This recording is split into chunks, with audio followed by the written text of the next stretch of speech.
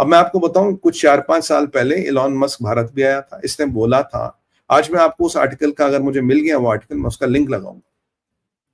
इसने बोला था जी मेरी सब्सिडी हटा दो, मैं चाइना से गाड़ी लेके आऊंगा, और मोदी जी ने, हमारे प्रधानमंत्री जी ने मना कर दिया। मोदी जी ने मना कर दिया। जो कांग्रेस वालों का इकोसिस्टम है, पंजाब में तब शायद चन्नी जी सीएम थे, और ममता दीदी और ये सब ट्वीट करने लगे, आप हमारे यहाँ हमारे यहाँ। तो मैंने उनको बोला, यार तुम कोई हिंदुस्तान से ऊपर हो क्या? तुम्हारे कोई अलग कस्टम ड्यूटी लगती है? तुम कोई अलग कंट्री हो क्या?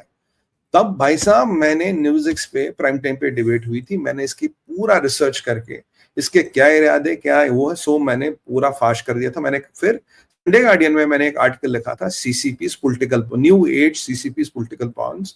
मैं उसका लिंक लगा दूंगा, मैं थंबनेल पे नहीं लगा था, सुमित ने कहा था, मैं मुझे आर्टिकल मिल जाएगा, मैं उसका लिंक लगा दूंगा आपको, आप देख लेना कि ये जो न्यू एज सीसीपी पॉन्स वाला मैंने आरोप लगाया था इसे, मैं कहा ये चाइना के कहने पे कर रहा है। चाइना यहाँ का जो हमारा सेकंड हाईएस्ट जीडीपी कंट्रीब्यूटर और सबसे ज्यादा एम्प्लॉयमेंट जिस सेक्टर में है, वो कहीं ना कहीं इंडस्ट्रियल सेक्टर में जो है, रियल एस्टेट तो सबसे ज्यादा एम्प्लॉयमेंट जनरेट करता, पर इंडस्ट्रियल में ऑटोमोबाइल है, और उस ऑटोमोबाइल सेक्टर को बर्बाद करने के लिए चाइना का प्यादा है, is a pawn of CCP.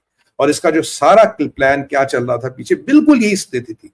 ये गेम तब ये भारत के साथ खेलना चाहता, आज यही गेम अगेन इसके पीछे चाइना के कहने पे ये अमेरिका के साथ खेला, क्योंकि इसकी जो तोते की जान है वो शी जिनपिंग के हाथ में। जैसे वो थोड़ा उसकी गर्दन घुमाता, तोता बोलने लगता है। ये आप देखिए, ये जो लास्ट टाइम भी हुआ था, तब मैंने इस पर पूरा आर्टिकल, धन्यवाद संडे गार्डियन का। आप जानते हैं संडे गार्डियन बड़ा ज्वलंत पब्लिकेशन, और वो बिल्कुल आर्टिकल निकाल देता, वो सोचते नहीं, और मेरा अच्छे संबंध है, तो हमने वो आर्टिकल निकाला था। मैंने ये आर्टिकल सर पीएमओ को, निर्मला जी को, जितने भी लोग हैं, मोदी जी को, और जितने भी तब लोग इंपॉर्टेंट थे, मैंने सबको टैग किया, बताया, मैंने कहा इसको देखिए, और प्रभु की ऐसी अनुकंपा है, ये मैं कर चुका हूँ, I take pride in doing this article. और ये जो मैंने ट्वीट किया, मेरे ट्विटर हैंडल पे आपको अब भी मिलेगा, कोई जाकर देखना चाहिए, अब भी मिलेगा।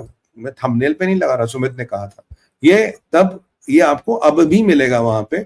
और उसके 8 या 10 दिन में भारत सरकार का एक विज्ञप्ति आई थी कि भाई इलॉन मस्क का प्रपोजल कैंसिल, और अगर यह कारखाना भी लगाना, पहले 1 बिलियन के स्पेयर तेरे को लेने पड़ेंगे, तब तक हम तुम्हें कारखाना नहीं लगाने पड़ेंगे। मैंने बिल्कुल खुल के बोला, मैं कहा ये सीसीपी की गेम है, इस आदमी की जान, इस आदमी की वैल्यूएशन, इस आदमी का जो भी पैसा वो सीसीपी का गुलाम है। इट्स अप टू सीसीपी, ये क्या करेगा क्या नहीं करेगा।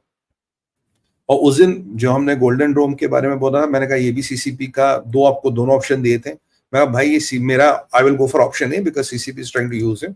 फिर मुझे लगा शायद इसकी कुछ बात हो गई है, कुछ ट्रेड ऑफ हुआ। मैंने जब इसका ट्रम्प के साथ पैचअप हो गया, मैंने कहा ये traded of the interest विज़ China. Trump का कहना है इसके जी चाइना में बिजनेस है, ये सारी चीजें थी, ये बिल्कुल थी। और अब ट्रम्प का कल देखिए शी जिनपिंग को फोन करना, ये 90 मिनट कॉल हुई, और चाइना ने जो भी एग्रीमेंट्स यूएस के साथ किए उन सबको ब्रेक कर दिया, उन सबको बर्बाद कर दिया, उन सबको कहने से मना कर दिया, और अमेरिका पे आरोप लगाया। अमेरिका के पास विकल्प ही रहा। अमेरिका ने कल 90 मिनट तक शी जिनपिंग से ट्रंप ने बात की, डायरेक्ट बात की, और उन्होंने कहा जी आप यहाँ, उन्होंने कहा आप भी यहाँ, तो खैर औपचारिकताएं होती, विजिट करिए, बट ये भी एक माना जाता। तो मैं तभी कह रहा था, पीगुरूज चैनल पे था, मैंने कहा कुछ पीछे हुआ है, it has something to do with Elon Musk. अगर आप लोगों ने मुझे कल रात को देखा था, मैंने कहा जो भी हुआ it has something to do with Elon Musk. इसीलिए ये ट्रम्प को अचानक शी से डायरेक्ट बात करनी पड़ रही है। क्यों? क्योंकि अभी अमेरिका में एक टेक रेवोल्यूशन, एक टेक रिवोल्ट ऑर्गेनाइज कर रहा चाइना, और ये बनेगा अमेरिका का messiah, richest man of America, richest man of world.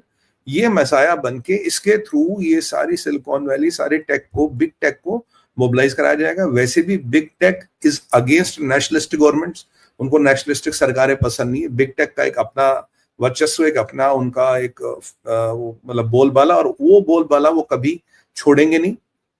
और अगर आप इसके जितने भी प्रोजेक्ट हैं, ये सब कहीं ना कहीं जाके अमेरिकन फंडिंग, नासा के फंडिंग, नासा के साथ कॉन्ट्रैक्ट, उस सब में चलते हैं। अब ये कोई कंज्यूमर प्रोडक्ट तो बना रहा था नहीं।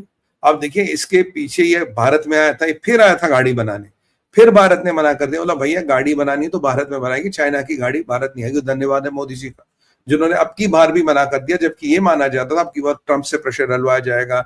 अमेरिका में ये मिला था, इसने काफी पैंतरे चले थे। फिर इसने एक और बात की थी, कौन है यार, फिर इसने एक और बात की थी, कह रहा भाई अमेरिका में प्रेशर डलेगा ये हो। फिर एक और बात इसने की थी, बोला भाई कि आप मुझे स्टारलिंक्स की बीम यहाँ ऑन करने दो, उसके लिए भी हमने मना कर दिया। मैंने कहा नहीं, वो हमारे लिए अच्छा नहीं है, आपका अपलिंक इंडिया से होना चाहिए, इंडिया का रूल। अगर आर्मी अपलिंक करती है इंडिया से, तो आप इंडियन आर्मी से तो बड़े नहीं। आप देखिए यहाँ अंडमान निकोबार में नॉर्थ ईस्ट में स्टारलिंक्स का इक्विपमेंट पाया गया आतंकवादियों के पास, और जब हमने टेस्ला को अप्रोच किया, बोला भैया ये इक्विपमेंट किसको बेचा, क्या बेचा है, तो उन्होंने मना कर दिया, कह रहा हमारी कॉर्पोरेट पॉलिसी हम नहीं देंगे। तो इनको लगता है इनकी कॉर्पोरेट पॉलिसी जो है, इनका जो एक कॉर्पोरेट नीति भारत से बड़ी है, भारत इनसे छोटा है। ये अपनी कॉर्पोरेट पॉलिसी को सामने रख के भारत की राष्ट्रीय सुरक्षा को दरकिनार करते। इसीलिए हमने बोला कि आपको अगर करना है तो भारत के रूल से करना पड़ेगा। भारत का रूल है कि जो भी भारत में सेटकॉम चलेगा उसका बेस बैंड यानी कि base hub has to be in India, और उस पर वायरलेस प्लानिंग कमीशन का पूरा एक्सेस होता है। हम कुछ भी पता लगा सकते, कहाँ गया क्या गया, हमें डाटा नहीं पता लगता, हमें पता था किसका टर्मिनल है, कहाँ गया, क्या थ्रूपुट है, सब कुछ है। अब मैं आपको बताऊं, satellite communication is one of the most secured communications, जिसको ब्रीच करना इम्पॉसिबल होता है, और इस पे भी एनक्रिप्शन लगते हैं। जो हमारी आर्मी है, जो हमारी नेवी है, भारत का बना एनक्रिप्शन यूज करती है, और ये बेल जैसे लोग एक एनक्रिप्टर्स बनाते हैं जो दे आर लाइक बॉक्सेस। तो ये उस for you can not hack into a satellite link और अ सैटेलाइट स्ट्रीम। उसके अलावा भी एनक्रिप्शन लगते हैं, और यूएस वाले तो उससे भी बड़ा एनक्रिप्शन लगाते हैं। यूएस आर्मी वगैरह अपने प्रोप्राइटरी उनका फिफ्थ 142, और ये एनक्रिप्शन लगाती है कि उसमें भी डर होता है। मतलब अब अगर हमारी आर्मी या भारत की सेना सैटेलाइट लिंक्स पे एनक्रिप्शन लगाती है, बेल बनाता, बीएल बनाता, वो एनक्रिप्टर्स वो लगाती है, ताकि इसके अंदर भी हमें पता ना लगे, किसी को इसमें गलती से भी हैक ना कर पाए। हैक होके क्या लगता है, देखिए हैक होके क्या होता है, हैक होके ऐसा पता लगता है, मान लीजिए सडनली लद्दाख से लेके दिल्ली एकदम लिंक्स में बहुत ज्यादा ट्रैफिक आ गया, बहुत ज्यादा चीजें आ गई, तो आपको पता लगता है कि दिल्ली और लद्दाख में अचानक कुछ हो गया, रात के 3 बजे एकदम लिंक फायर हो गया, बहुत ज्यादा ट्रैफिक है। तो दुश्मन को ये पता लगता है यार कुछ ना कुछ कुछ ना कुछ